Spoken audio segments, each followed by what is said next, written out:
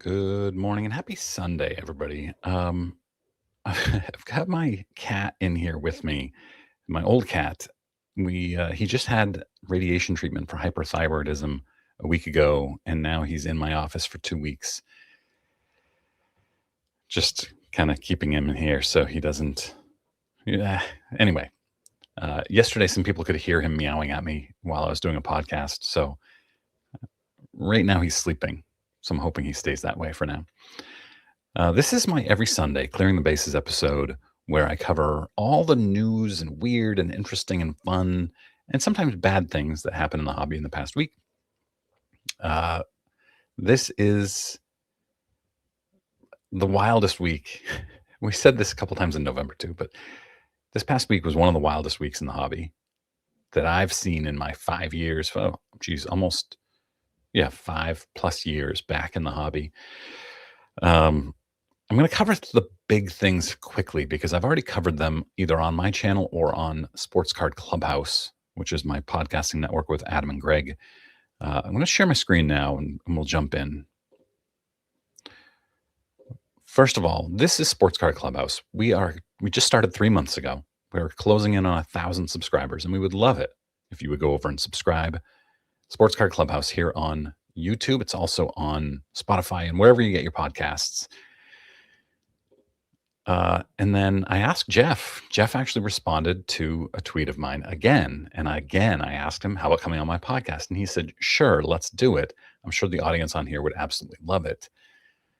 And this is the second time he's agreed to come on my podcast. And the second time he has not responded to my response saying, okay, when can you do it?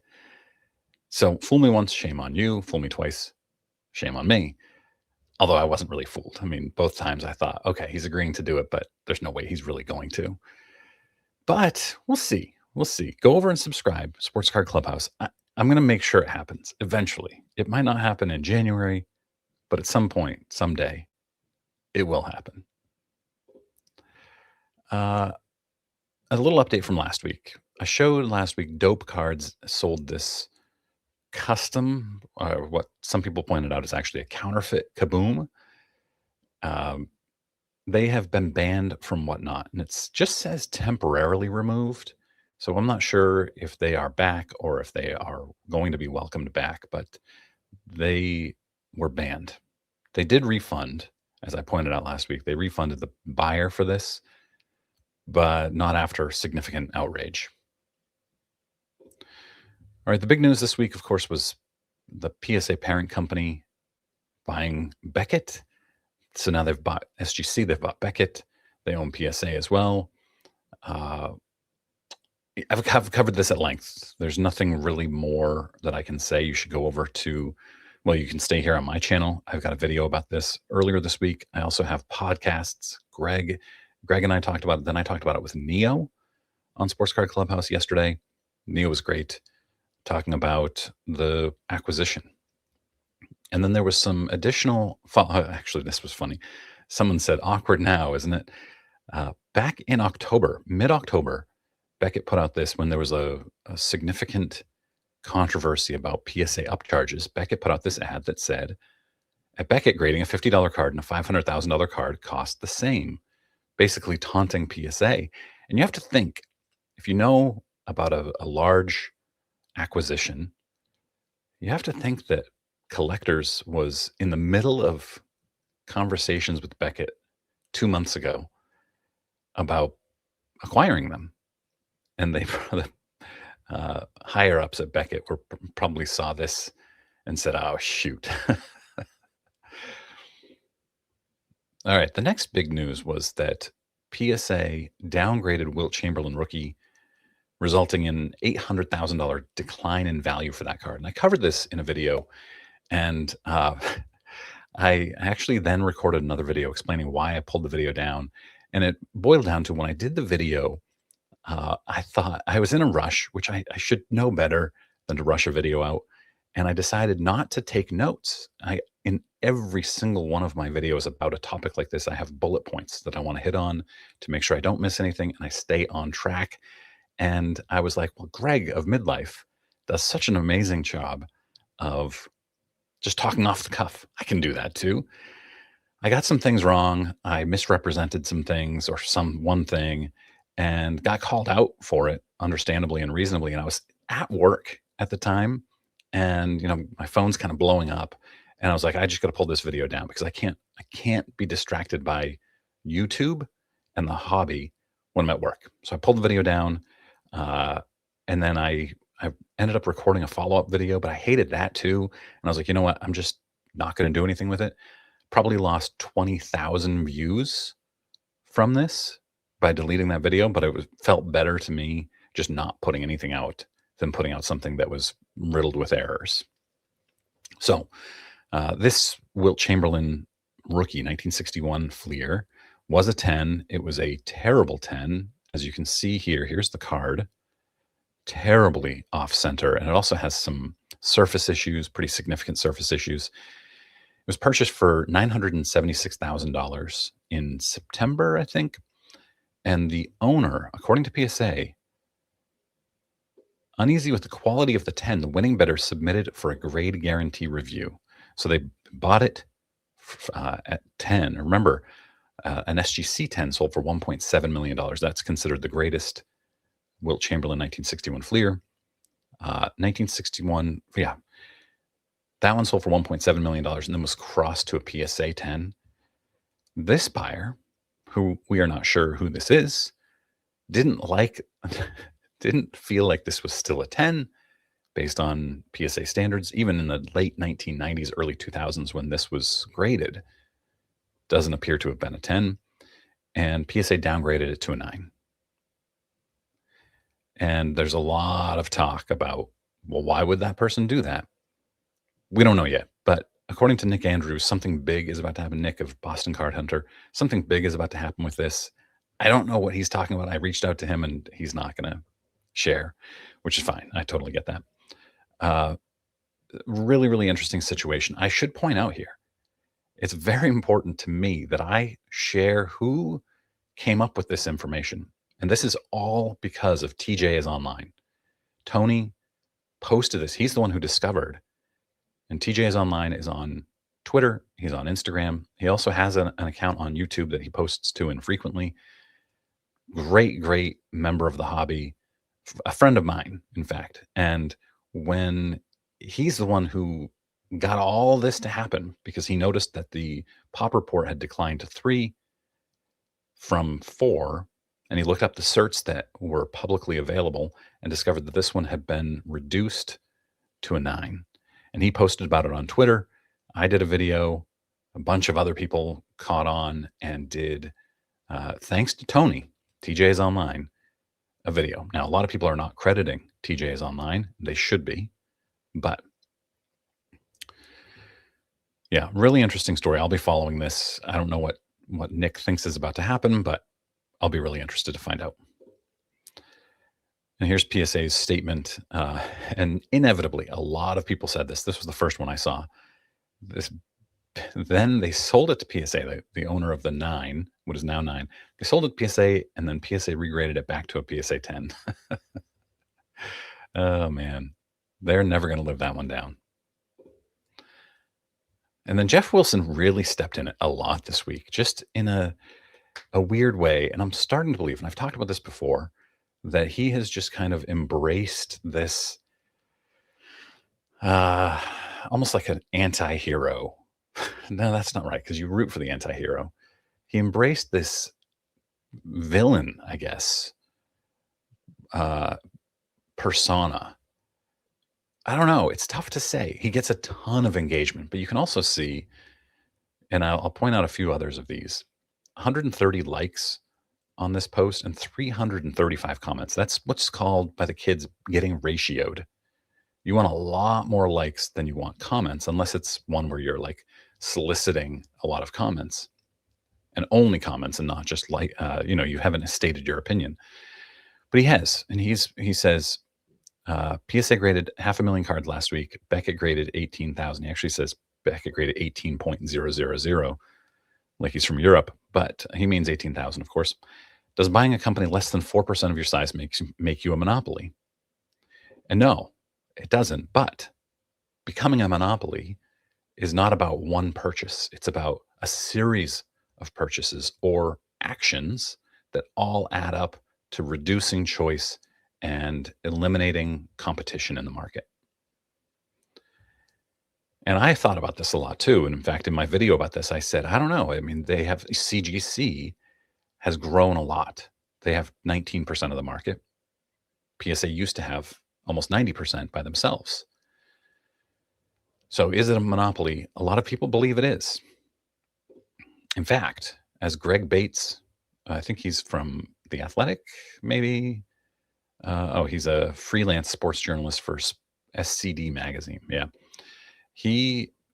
Congressman Pat Ryan, unrelated to the Patrick Ryan from the scandal a couple months ago, has written a letter demanding the FTC investigate collectors' attempts to monopolize in the grading space. I've never heard of this congressman, but it's interesting. And Neo and I talked about this at length in our podcast on Sports Card Clubhouse. So make sure you give that a listen. And then, Jeff, here's another one. This guy, Ian, very earnestly is offering to run Jeff's PR department, or lack thereof, as he says. He says, I'm not sure if you're lacking an insane amount of self-awareness lately, or you're just that out of touch and don't care, but neither should be acceptable with your influence. Because he talked about how great, he believes, and he talked about this on Cards on the Table. By the way, I enjoy the opening segment of Cards on the Table. I like hearing Jeff's opinion, and then I love hearing Teapot kind of shoot him down every time. Basically, he talks about when he was a kid getting Beckett price guide in the mail. Yep, me too. And then he says, I would love to see Beckett restored to its prominence of decades past. I truly hope Collectors does that. And I think he even said that he expects them to. This is funny. This is the classic Simpsons meme. Am I out of touch, with Jeff over it? And then he's, no, it's the card collectors who are wrong. Man, classic. And then we have the Ben Affleck image. Jeff Wilson's social media team, every time he confidently posts another profoundly stupid and myopic hobby take from Kel Varnson cards. I think that these people have it wrong, or they're getting a lot of engagement from it, although Kel Varnson isn't monetized. I think Jeff does it on purpose. I think it is a calculated move by him to post things that will get a ton of engagement, even if people strongly disagree with him. And if I have him on, I will ask him. Here's another one. Actually, this is the same one. I just got it later. Already talked about this. So CGC and Tag and maybe another one I didn't see, all release statements, good statements. Here's the CGC one about the acquisition. And they're saying we offer fast turnaround times, consistent grading, the best holders, and great customer service, which is basically calling out PSA for those things. Yeah, I mean, I'm sending off, I think, 3 autographs to CGC later this month. And this is extraordinarily anecdotal. This is one person, but Butkus Man says, second submission to CGC sent in 7 cards. My cards, I don't remember if I just said this, but sending off 3 autographed cards. CGC and JSA are partners, and they slab the cards with JSA authentication, and that's what I'm into with CGC. So CGC, he sent 7 cards, received them on December 8th, shipped back to him just 9 days later. This was the turnaround SGC once had. Yeah. Meatballs says, someone sees an opening. Ziggly, if you remember Ziggly, they were a fake AI grading company that I covered at length back in, I think, Q1, early Q2. I think they ended up going to Strongsville, maybe. I don't remember. Ziggly Grading Services returning soon. Over on my COMC, which I covered in my video on Friday, I've added a ton of new cards in the last 24 hours since that video was released. A lot of Yaz cards, more Yaz cards that I made mistakes on. I should have sent these to CIA, but COMC, just a lot of Yaz cards. Here's a Pedro autograph. So these are way too valuable for COMC, but I sent them. I didn't realize. Here's a Rafael Devers Top Prospects autograph card. Yeah, go buy my cards. Offer me 80% of my asking price. I'd be happy. I'm not trying to profit from these. I'm offering fair prices based on comps. And then if you want to offer me 80%, have not rejected or even countered a single one of those yet. A lot of Yaz. Got a Jessica Pagula, PSA 9 refractor. Got a lot of stuff in here. PSA 10 smoltz. Got some Topps Chrome Black autographs. My COMC store is in the description to all of my videos. Go down, click on it, get in there. And I'm selling a lot of slabs because I'm moving cards into the PennySleever One Touches. PennySleever sponsors my channel and this video. Use my code JWH2025 for 10% off. Amazing. These are the best, by far, the best One Touches, the best semi-rigids, the best sleeves, the best top loaders, the best PSA and SGC slab bags in the industry. And you can get them free shipping, orders $59 and over. You can get a case of 25 of them for just $45. I just bought 2 of those myself, and I'm putting tons of cards in them, putting them up on my wall. JWH 2025, PennySleever, thePennySleever.com. Link is in the description also. I thought this was funny too. Every time I snag a blaster off the shelf at Target, Topps puts them in a headlock. And you smile. So way back over the summer or spring, maybe, when the backyard breaks controversy happened, the scandal, I guess, Collect did an article asking various companies about their partnerships with backyard breaks. Fanatics and Topps refused to comment, but now we know because Sports Card News, which is Sports Card Radio, posted about this loyalty test where Fanatics instructed them, their partners, to change their Instagram profile photo to the gold logo man. And Backyard Breaks did, which confirms that they have a partnership with Backyard Breaks. Good catch by the legend Auburn 35.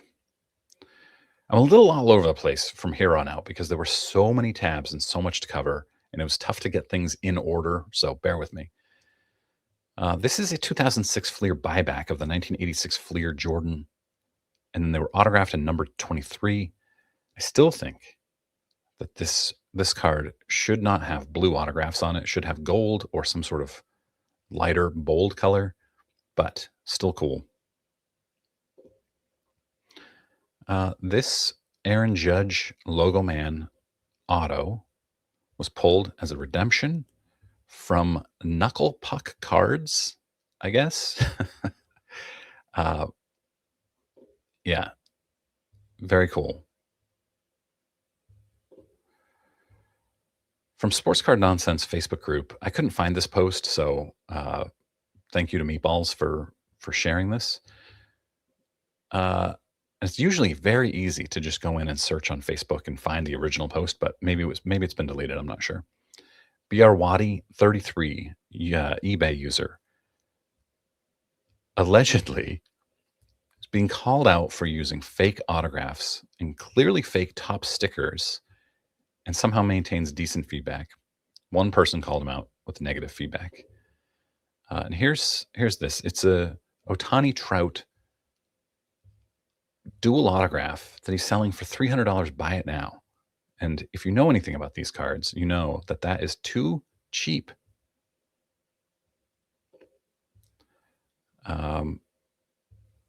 Yeah, autograph is not real. His auto pen was sold as a real auto. Seller did give me a refund, but then relisted as a real auto.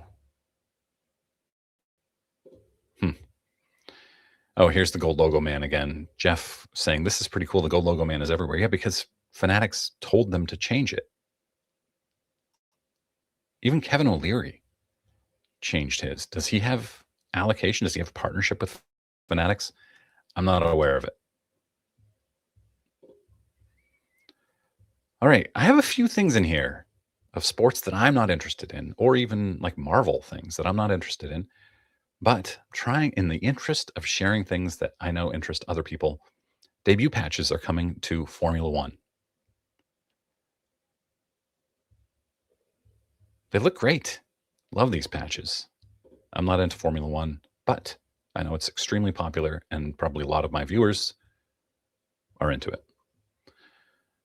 I'm also not into LeBron, but LeBron James Superfractor Auto 101 was pulled. There's a reason I'm covering this. Normally, I wouldn't just talk about a 2025 LeBron James Superfractor Auto 101, but this card was, for some reason, kept getting increasing bounties on it. The first one I saw was 100,000, then it got a 200,000, then I think it got a 250,000. Apparently, there's a $500,000 bounty, which I don't know who it is. I couldn't figure it out, and it was pulled. And I don't understand the appeal. It's of course a redemption, but I don't know why this card would be so valuable to some people.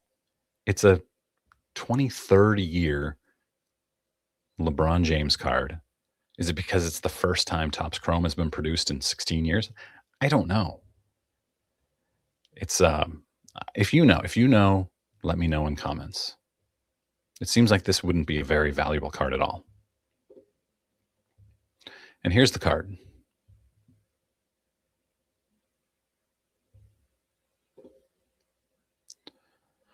This is a weird one. This guy, name cannot be blank,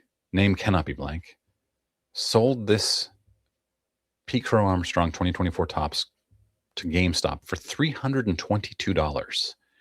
The next day, GameStop listed it for $299.99 or $285 for GameStop Pro customers. And I asked him, like, so you can sell it for $322 and then turn around the next day and buy it for $40 less? And he said, yes, because he's a pro member and because they have dynamic pricing. And however they're pricing their cards, the value dropped overnight so much that he could buy it back for $40 less than he was paid. I haven't been to GameStop in at least 10 years, so I don't know how this works, but that seems crazy to me. The Hobby Box UK is an account on Instagram. They are accusing Fanatics employees of rigging box breaks and deliberately funneling high-value cards to specific large dealers. They say that a Fanatics employee told not one but two breakers at the London card show that he knew exactly who would pull a one-of-one Cristiano Ronaldo autograph card because the card was literally sitting in his hotel room. He also has been threatened to be sued. Fanatics is threatened to sue him for harassing his employees. And I don't know all the details of this. I've been to his Instagram, Hobbybox UK. I mean, it's a pretty wild story, and I'll be following it. This is funny. Grant sent me this morning. Here you have a Topps Chrome Cooper Flagg rookie, red, white, and blue. Current bid with 44 minutes remaining, $256. I don't know what this sold for. Honestly, the amount it sold for is unimportant. What's important is that people were bidding this up higher than one that was already available for $175. And I've covered things like this in the past before, and I've gotten criticism for highlighting this. Like, not everybody knows every comp. But all you have to do is say, I'm bidding on this card. Is there another one out there? What else is out there for the same exact card? And is it possible that this lower value card, the one that's priced lower, has worse centering or worse corners? It actually looks like it has better centering than the one that's selling higher. So I don't know what's happening except ignorance. Some things I'll add into my newsletter. Newsletter is junkwaxhero.com. Today is my wife's birthday. She's currently sleeping in. So I am not sure I'll get a newsletter out today. We'll see. We have a big day planned ahead of us. But and if I don't get it out today, I'll get it out Tuesday morning. String of card shop burglaries continues in the LA area. Not really much to note here. I'll put that in the newsletter. High schooler creates rookie debut patch auto tracker, and I use this. I have been to this tracker before. Travis Perweiler. It's very cool. I'm going to link this in my newsletter. Now that's a Topps ripped article. They did a great job with this. Here's where they didn't. They have this article called How to Collect MLB Gold Logo Man Autograph Relic Cards. Discover all the MLB Gold Logo Man Autograph Relic Cards. Who is your audience for this? How many people are buying one, let alone all of them? I'm a little bit lost. But it got a lot of engagement, so I guess well done. Here's another one. Heritage Auctions record-setting year shows shift in the way people invest. Yeah, that'll be in my newsletter. When you're talking about collectibles as investments, yeah, I'm gonna link it. All right, the new Gold Logo Man autograph cards. These are the cards that the logo that Jeff was talking about, and Fanatics had all their partners change their logo to. They look great, quite honestly. Stefan Castle, Rookie of the Year. This is a Gold Logo Man because he won Rookie of the Year. No idea. So all of these posts about this say that the players are wearing these logo men during this season, but somehow the cards are in. And I've asked several people, are these redemptions because they're supposedly wearing them right now, or were they only worn for one game and then put into the cards? And nobody knows. Not a single person. And here's the Shea Gilgeous-Alexander. It's a great looking card. Here's the Evan Mobley.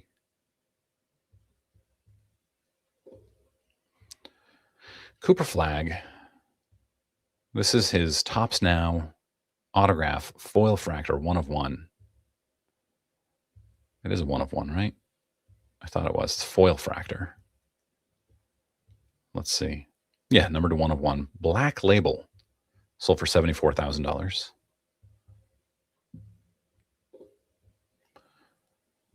The gold label, the Gold Logo Man patch from the 1 of 1 Shohei Ohtani autograph card is from a Dodgers win over the Marlins on April 29th. And this kind of makes me think maybe the basketball ones, like if Shohei only wore that Gold Logo Man for one game and it was April 29th, maybe basketball does the same thing. You got to think that's how it happens. Shohei had a 395-foot home run, his first ever as a dad. That would be a cool card to have. I will not be the one who owns it. And then I'm going to put this in my newsletter too. The Slabsquatch Sports Cards does an amazing job on covering the hit rates, your odds, probabilities in Fanatics cards. And so much so that Jeff Wilson reached out to him and said, I want you to do this for me somehow. I'm not sure what will come of that, but yeah, he's just an independent guy, and he's at Wax Metrics. So I'll link this because this is extremely long. But if you're interested in probabilities in 2025-26 Topps Chrome NBA, here's another Cooper Flagg card. 1 of 1 rookie auto superfractor. Sold for $180,000. Highest Cooper Flagg sale of all time. It actually, to be honest with you, feels a little bit low. Maybe because the Cooper Flagg market isn't as big as like a Shohei market, which is more global, or really most NBA players who are not from America have a bigger global market than like a Cooper Flagg. I'm not really sure. But minor leaguers, even, their one-of-one superfractors sell for tons. Not as much as this usually, but crazy that Cooper Flagg, who's having a great rookie season, only, and I'm putting up air quotes here, only sold for 180,000. It is now the third, according to Adam Gray, the third highest selling basketball superfractor to ever sell, behind 2 LeBrons.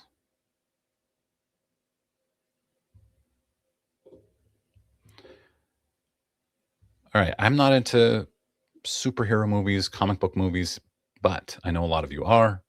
Wolverine, Deadpool, dual autograph on this Marvel 1-of-1 Topps Chrome card. Cool. And then this is the Golden Age collection. I covered this a week or two ago.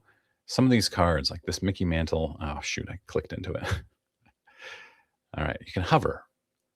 This sold for just shy of $1 million with an early 1952 or 1953 autograph. Card is graded to 1.5. Auto is an 8. This Mickey, Willie Mays. These are all early autographs. Sold for $220,000. Jackie Swell Sport Thrills sold for $200,000. George Mikan, $165,000. 52 Topps Jackie, $134,000. 53 Topps Jackie, $52,000. Some amazing cards autographed in here.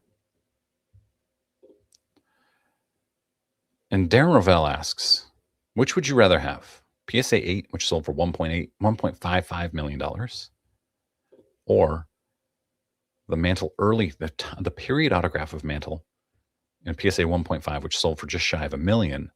And the answer is easy. To me, I would take this Mantle and pocket the other $600,000. You have this card and $600,000. I go out and buy one of the Jackies, and yeah. This card here sold 10 months ago for $100,000. Shohei 2018 Bowman Chrome rookie auto gold refractor, number to 50. It's number 5050. Sold for $100,000 10 months ago, $552,000 this past week. It 5x'd, more than 5x'd in under a year. Mike Schmidt, PSA 10 rookie, sold for $354,000.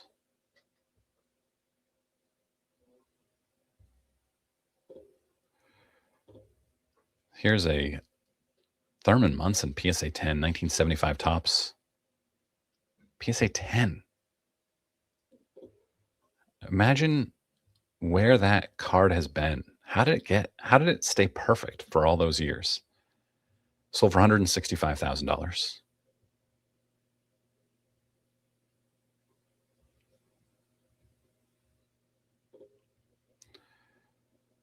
Larry Bird, game worn jersey, 1986-87. Photo matched 7 playoff games, and the Sports Illustrated. Where's the Sports Illustrated? There it is. Legendary Sports Illustrated. Sold for $525,000. I'm wondering if my friend Oliver bought that. He doesn't have that kind of money. Then we have this 1961 Mickey Mantle game-worn jersey, photo match to the 1960 and 61 World Series, sold for $400,000.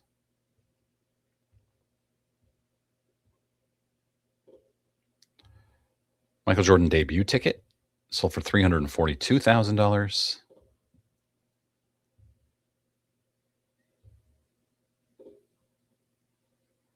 Lou Gehrig's Luckiest Man speech ticket from that day, and a PSA 1.5, sold for $165,000. That's just seems like I think there are only 9 of these graded by PSA. I would rather have that than almost anything.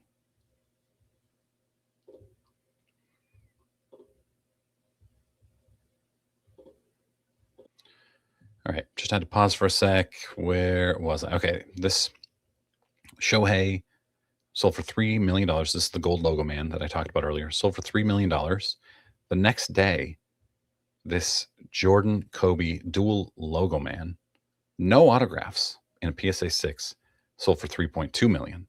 Which would you rather have?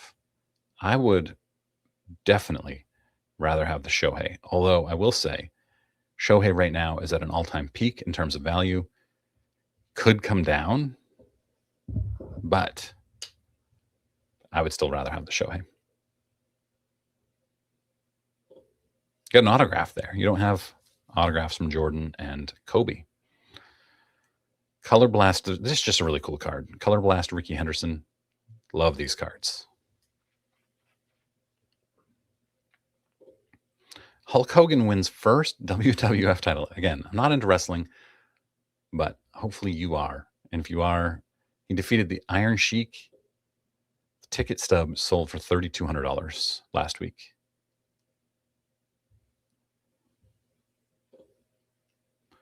This person, Lindsay Adams, I don't know this person. I don't follow them, but they posted that Kelly Muncy, Max Muncy's wife, said that they've seen her name, Lindsay Adams, pop up over the years, always supporting and advocating for Max. And they're sending a authentic road jersey, and she believes it was game worn by Max. And they're going to sign it, have Max sign it, and send it to her. I just thought this was really cool. What a great gesture for a fan. Over on Reddit, Rogue720 posted that a 2025 Allen and Ginter rip card, he can see through it and see what the card is with a strong enough flashlight and a Samsung S24 Ultra camera switched to night mode. It's a lot of steps here. Not really, but you can see exactly what mini card sits inside the rip card, and he can tell this is, I'll get there in a second, this card. Here's the rip card. So if you want a Tatis Jr. card, you'd rip it. But if you don't, you might sell it or keep it as is. I just thought this was funny. Also on Reddit, this is Sparty GW. I don't know if he did this with AI or just bought one of these fake slabs off of Etsy, but he has a fake PSA slab covering his SGC slab, or he has effectively slabbed his slab, which is something that John Mangini has talked about for years, joked about. I thought this was funny. And this is funny in a bad way. This guy, and I'm trying to remember who sent this to me. Brian. Thanks to Brian for sending me this. My cat's getting up. This is 1996-97 Topps draft pick Kobe Bryant, and it says read in the title. So let's go down and read what happened here. Card is in extremely poor condition with noticeable issues. It was originally in a PSA 9 case, which my dog got a hold of and tore up. There are corners with pieces missing and scratches throughout the card. Do not purchase without this knowledge. Yeah, and you can kind of see it. Look at that corner there. Look at that corner and that edge. Rough. So I thought, I wonder how much this card is worth. I think this is the same card. $1,400 in a PSA 9. Ouch. Pretty sure that's the same.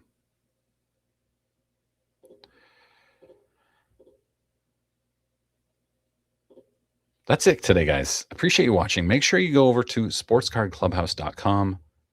You can go to Sports Card Clubhouse on YouTube, subscribe, help us get to 1,000 subscribers. All right. Hope you have a great Sunday.